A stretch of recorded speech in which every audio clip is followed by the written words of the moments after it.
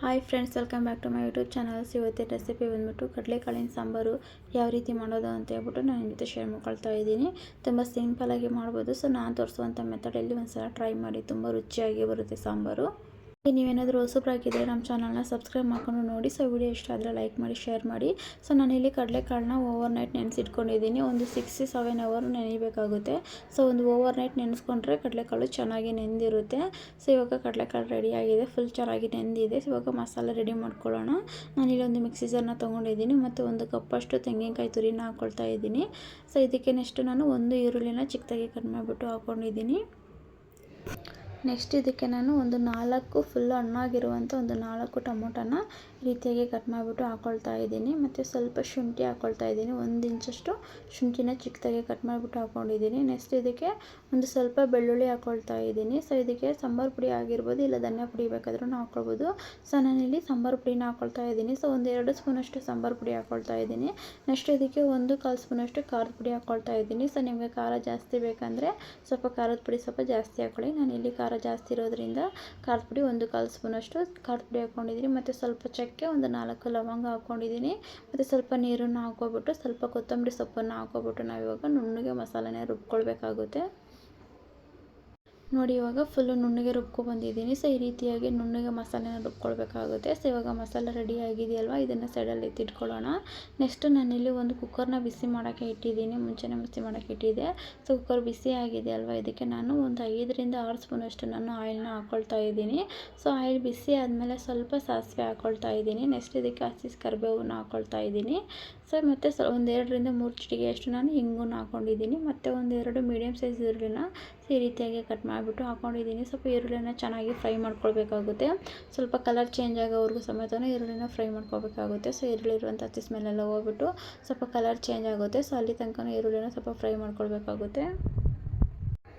ನೋಡಿ, ಈರುಳ್ಳಿ ಫ್ರೈ ಆಗ್ತಾ ಇದೆ. ಸೊ ಫೈನಲಿ ಒಂದು ಅರ್ಧ ಫ್ರೈ ಆಗಿದೆ ಅಂತಲೇ ಹೇಳ್ಬೋದು. ಸೊ ಈ ರೀತಿಯಾಗಿ ಸ್ವಲ್ಪ ಚೆನ್ನಾಗಿ ಆಯಿಲಲ್ಲಿ ಫ್ರೈ ಮಾಡ್ಕೊಳ್ಳಿ. ನೋಡಿ, ಇವಾಗ ಈರುಳ್ಳಿ ಫ್ರೈ ಆಗಿದೆ ಅರ್ಧ. ಸೊ ಇದಕ್ಕೆ ನಾನು ಕಡಲೆಕಾಳನ್ನು ಹಾಕ್ಕೊಳ್ತಾ ಇದ್ದೀನಿ. ಸೊ ಕಡಲೆಕಾಳನ್ನ ಹಾಕ್ಕೊಬಿಟ್ಟು 1 ನಿಮಿಷ ಆಯಿಲಲ್ಲಿ ಚೆನ್ನಾಗಿ ಫ್ರೈ ಮಾಡ್ಕೊಳ್ಳಿ.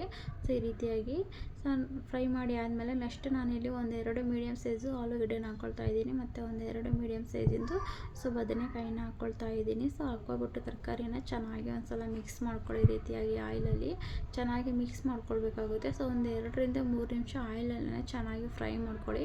ಸೊ ಮಸಾಲೆ ಹಾಕ್ತೇನೆ ಚೆನ್ನಾಗಿ ಫ್ರೈ ಮಾಡ್ಕೊಳ್ಬೇಕಾಗುತ್ತೆ ಆಯಿಲಲ್ಲಿ. ನೆಕ್ಸ್ಟ್ ಇದಕ್ಕೆ ನಾನು ಒಂದು ಟೊಮೊಟೊನ ಕಟ್ ಮಾಡಿಬಿಟ್ಟು ಹಾಕ್ಕೊಂಡಿದ್ದೀನಿ. ಸೊ ಎಲ್ಲನೂ ಇವಾಗ ಈ ರೀತಿಯಾಗಿ ಚೆನ್ನಾಗಿ ಮಿಕ್ಸ್ ಮಾಡಿಕೊಂಡು ಒಂದು 2-3 ನಿಮಿಷ ಚೆನ್ನಾಗಿ ಆಯಿಲಲ್ಲಿ ಮಿಕ್ಸ್ ಮಾಡಿಕೊಂಡು ಫ್ರೈ ಮಾಡ್ಕೊಳ್ಳಿ. ನೋಡಿ, ಈ ರೀತಿಯಾಗಿ ನೋಡಿ ಫೈನಲ್ ಆಗಿ ಇವಾಗ ನಾನು ಸೊ 1-2 ನಿಮಿಷ ಫ್ರೈ ಮಾಡ್ಕೊಬಿಟ್ಟು ಆಮೇಲೆ ತೋರಿಸ್ತಾ ಇದ್ದೀನಿ. ನೋಡಿ, ಇವಾಗ ಫ್ರೈ ಆಗಿದೆ ಅಲ್ವಾ. ಸೊ ಈ ರೀತಿಯಾಗಿ ಫ್ರೈ ಆಗಿದೆ ಎಲ್ಲ ತರಕಾರಿನೂ. ಇದಕ್ಕೆ ನಾನು ರುಬ್ಬಿಟ್ಕೊಂಡಿರುವಂಥ ಮಸಾಲೆನ ಹಾಕ್ಕೊಳ್ತಾ ಇದ್ದೀನಿ. ಸೊ ಮಸಾಲೆ ಹಾಕ್ಕೊಬಿಟ್ಟು ಒಂದ್ಸಲ ಚೆನ್ನಾಗಿ ಮಿಕ್ಸ್ ಮಾಡ್ಕೊಳ್ಬೇಕಾಗುತ್ತೆ. ಸೊ ಈ ರೀತಿಯಾಗಿ ಚೆನ್ನಾಗಿ ಒಂದ್ಸಲ ಮಿಕ್ಸ್ ಮಾಡ್ಕೊಳ್ಳಿ. ಸೊ ತರಕಾರಿ ಸಮೇತ ಮಸಾಲೆ ಎಲ್ಲ ಚೆನ್ನಾಗಿ ಮಿಕ್ಸ್ ಆಗಬೇಕು. ಸೊ ಈ ರೀತಿಯಾಗಿ ಚೆನ್ನಾಗಿ ಮಿಕ್ಸ್ ಮಾಡ್ಕೊಳ್ಳಿ. ಸೊ 1 ನಿಮಿಷ ಈ ರೀತಿಯಾಗಿ ಮಸಾಲೆನ ಚೆನ್ನಾಗಿ ಮಿಕ್ಸ್ ಮಾಡ್ಕೊಬಿಟ್ಟು ನೆಕ್ಸ್ಟ್ ಇದಕ್ಕೆ ನಾನು ಇವಾಗ ನೀರನ್ನು ಹಾಕ್ಕೊಳ್ತಾ ಇದ್ದೀನಿ. ಸೊ ಅದೇ ಮಿಕ್ಸಿ ಜಾರಿಗೆ ನಾನು ಸ್ವಲ್ಪ ನೀರನ್ನು ಹಾಕ್ಕೊಬಿಟ್ಟು ಸೊ ಹಾಕ್ಕೊಳ್ತಾ ಇದ್ದೀನಿ. ಸ್ವಲ್ಪ ನೀರನ್ನು ಆ್ಯಡ್ ಮಾಡ್ಕೊಳ್ತಾ ಇದ್ದೀನಿ. ಸೊ ನೀವು ನೀರು ನೋಡಿಬಿಟ್ಟು ಎಷ್ಟು ಬೇಕು ಅಷ್ಟು ನೋಡಿಬಿಟ್ಟು ನೀರನ್ನು ಹಾಕ್ಕೊಳ್ಳಿ. ಸೊ ಇವಾಗ ಸ್ವಲ್ಪ ಗಟ್ಟಿ ಇದೆಯಲ್ವ, ಸೊ ಇನ್ನೂ ಸ್ವಲ್ಪ ನೀರನ್ನು ಇದಕ್ಕೆ ಆ್ಯಡ್ ಮಾಡ್ಕೊಳ್ಬೇಕಾಗುತ್ತೆ. ತುಂಬ ಗಟ್ಟಿನೂ ಇರ್ಬೋದು ಮತ್ತು ತುಂಬ ತೆಳುವೂ ಇರಬಾರ್ದು. ಒಂದು ಮೀಡಿಯಮ್ ಆಗಿ ಇದ್ದರೆ ಸಾಂಬಾರು ಚೆನ್ನಾಗಿರುತ್ತೆ. ಸೊ ಇದಕ್ಕೆ ಇನ್ನೊಂದು ಸ್ವಲ್ಪ ನೀರನ್ನು ಹಾಕ್ಕೊಳ್ತಾ ಇದ್ದೀನಿ ನಾನು. ಸೊ ನೋಡ್ತಾ ಇದ್ದೀರಲ್ವ. ಸೊ ಇವಾಗ ನಾವು ಇದನ್ನು ಮಿಕ್ಸ್ ಮಾಡ್ಕೊಳ್ಳೋಣ ಒಂದ್ಸಲ ಚೆನ್ನಾಗಿ. ನೋಡಿ, ಈ ರೀತಿಯಾಗಿ ಚೆನ್ನಾಗಿ ಮಿಕ್ಸ್ ಮಾಡ್ಕೊಳ್ಳಿ ಒಂದ್ಸಲ. ನೋಡಿ, ಅದಕ್ಕೆ ನಾನು ಮಾಡ್ಕೊಂಡಿದ್ದೀನಿ. ಸ್ವಲ್ಪ ಇವಾಗ ನೀರು ಥರ ಅನ್ನಿಸ್ತಾ ಇರಬೇಕು ನಿಮಗೆ ಸಾಂಬಾರು. ಸೊ ತರಕಾರಿ ಎಲ್ಲ ಬೆಂದ ಮೇಲೆ ಸ್ವಲ್ಪ ನೀರೆಲ್ಲ ಕಮ್ಮಿ ಆಗಿಬಿಟ್ಟು ಸ್ವಲ್ಪ ಗಟ್ಟಿ ಆಗುತ್ತೆ. ಸೊ ನೋಡ್ತಾ ಇದ್ದೀರಲ್ವ, ಈ ರೀತಿಯಾಗಿ ಸ್ವಲ್ಪ ನೀರು ನೋಡಿಬಿಟ್ಟು ಹಾಕ್ಕೊಳ್ಳಿ ನೀವು. ಸೊ ಇವಾಗ ಒಂದ್ಸಲ ಚೆನ್ನಾಗಿ ಮಿಕ್ಸ್ ಮಾಡ್ಕೊಬಿಟ್ಟು ಇದಕ್ಕೆ ಸ್ವಲ್ಪ ರುಚಿಗೆ ತಕ್ಕಷ್ಟು ಉಪ್ಪನ್ನು ಹಾಕ್ಕೊಳ್ಬೇಕಾಗುತ್ತೆ. ಸೊ ನೀವು ಸಮೇತ ರುಚಿ ನೋಡ್ಕೊಬಿಟ್ಟು ಉಪ್ಪನ್ನು ಹಾಕ್ಕೊಳ್ಳಿ. ಸೊ ಉಪ್ಪು ಹಾಕಿದ ಮೇಲೆ ಚೆನ್ನಾಗಿ ಒಂದ್ಸಲ ಮಿಕ್ಸ್ ಮಾಡ್ಕೊಳ್ಳಿ. ಈ ರೀತಿಯಾಗಿ ಚೌಟಲ್ಲಿ ಚೆನ್ನಾಗಿ ಮಿಕ್ಸ್ ಮಾಡ್ಕೊಳ್ಳಿ. ಸೊ ನೋಡ್ತಾ ಇದ್ದೀರಲ್ಲ, ಈ ರೀತಿಯಾಗಿ ಚೆನ್ನಾಗಿ ಮಿಕ್ಸ್ ಮಾಡ್ಕೊಳ್ಬೇಕಾಗುತ್ತೆ. ಸೊ ಮಿಕ್ಸ್ ಮಾಡಿ ಆದಮೇಲೆ ನಾವು ಇವಾಗ ಕುಕ್ಕರ್ ಮುಚ್ಚಳನ ಮುಚ್ಚಿಬಿಟ್ಟು ಒಂದೆರಡು ವಿಸಿಲ್ನ ಕೂಗಿಸ್ಕೊಳ್ಬೇಕಾಗುತ್ತೆ. ಸೊ ನೋಡಿ ತರಕಾರಿ ಒಂದೆರಡು ವಿಸಿಲ್ ಕೂಗಿಸ್ಕೊಂಡ್ರೆ ಸಾಕು, ಚೆನ್ನಾಗಿ ಬೆಂದಿರುತ್ತೆ. 2 ವಿಸಿಲ್ ಸಾಕು, ಜಾಸ್ತಿ ಕೂಗಿಸ್ಕೊಳಕ್ಕೆ ಹೋಗ್ಬೇಡಿ, ಇಲ್ಲ ತರಕಾರಿ ಎಲ್ಲ ಮೆತ್ತಗಾಗ್ಬಿಡುತ್ತೆ.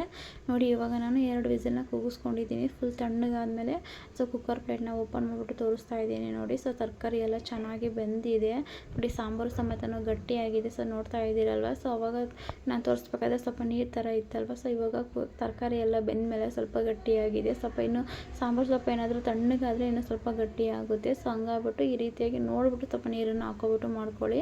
ಮೀಡಿಯಮ್ ಆಗಿ ದಪ್ಪ ಇದ್ದರೆ ಸಾಂಬಾರು ಚೆನ್ನಾಗಿರುತ್ತೆ. ಸೊ ನೋಡಿ ಇವಾಗ ಫೈನಲ್ ಆಗಿ ಕಡಲೆಕಾಳಿನ ಸಾಂಬಾರು ರೆಡಿಯಾಗಿದೆ. ಸೊ ಇದು ಕಾಂಬಿನೇಷನ್ ಬಂದುಬಿಟ್ಟು ಆಲೂಗಡ್ಡೆ ಮತ್ತು ಬದನೆಕಾಯಿ ಹಾಕ್ಬಿಟ್ಟು ಮಾಡೋದ್ರಿಂದ ತುಂಬಾ ಟೇಸ್ಟಿಯಾಗಿರುತ್ತೆ. ಬರೀ ಕಡಲೆಕಾಳು ಹಾಕು ಮಾಡೋದ್ರಿಂದ ಅಷ್ಟೊಂದು ಚೆನ್ನಾಗಿರೋದಿಲ್ಲ. ಓಕೆ ಫ್ರೆಂಡ್ಸ್, ಫೈನಲಿ ಇವಾಗ ಕಡಲೆಕಾಳಿನ ಸಾಂಬಾರು ರೆಡಿಯಾಗಿದೆ. ತುಂಬ ಚೆನ್ನಾಗಿ ಬಂದಿದೆ ರೆಸಿಪಿ. ಸೊ ನೀವು ಮನೇಲಿ ಒಂದ್ಸಲ ಟ್ರೈ ಮಾಡಿ, ತುಂಬ ಚೆನ್ನಾಗಾಗುತ್ತೆ. ಸೊ ನಾನು ತೋರಿಸುವಂಥ ಮೆಥಡಲ್ಲೇ ಸೊ ಮಸಾಲೆ ಎಲ್ಲ ರೆಡಿ ಮಾಡ್ಕೊಬಿಟ್ಟು ಮಾಡಿ, ತುಂಬ ಚೆನ್ನಾಗಾಗುತ್ತೆ ಸಾಂಬಾರು. ನಾನಿಲ್ಲಿ ಸಾಂಬಾರಿಗೆ ಅನ್ನನ ಮಾಡ್ಕೊಂಡಿದ್ದೀನಿ. ಸೊ ಮುದ್ದೆಗೂ ಸಮೇತನೂ ತುಂಬಾ ಚೆನ್ನಾಗಿರುತ್ತೆ ಸಾಂಬಾರು. ಸೊ ಅನ್ನ ಮುದ್ದೆ ಎರಡಿಗೂ ಸಮೇತನೂ ಆಗುತ್ತೆ. ಸೊ ನೀವು ಮನೇಲಿ ಟ್ರೈ ಮಾಡಿಬಿಟ್ಟು ರೆಸಿಪಿ ಹೇಗೆ ಬಂದಿದೆ ಅಂತ ಹೇಳ್ಬಿಟ್ಟು ನನಗೆ ಕಮೆಂಟ್ ಬಾಕ್ಸಲ್ಲಿ ಕಮೆಂಟ್ ಮಾಡಿ. ಹಾಗೆ ನಿಮ್ಗೆ ವಿಡಿಯೋ ಇಷ್ಟ ಆಗಿದ್ದರೆ ಲೈಕ್ ಮಾಡಿ, ಶೇರ್ ಮಾಡಿ, ಕಮೆಂಟ್ ಮಾಡಿ. ಇದೇ ರೀತಿ ನಮಗೆ ಸಪೋರ್ಟ್ ಮಾಡ್ತಾಯಿರಿ.